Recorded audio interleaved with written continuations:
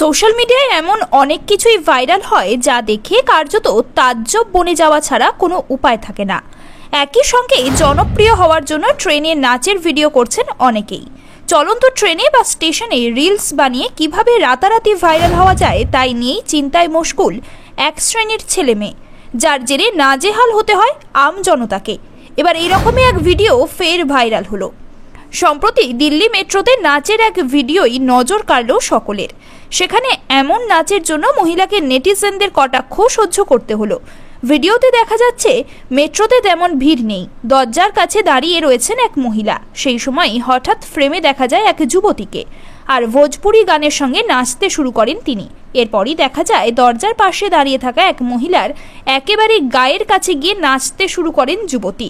তাতেই চরম বিরক্ত হন ওই মহিলা। সেই অভিব্যক্তি ফুটে ওঠে তার চোখে মুখে।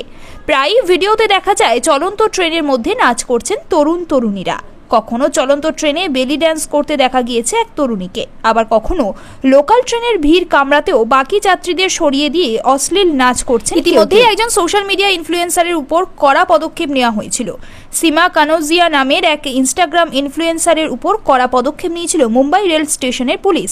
ওই ক্রিয়েটরের বিরুদ্ধে কঠোর ব্যবস্থাও নেওয়া হয়েছে।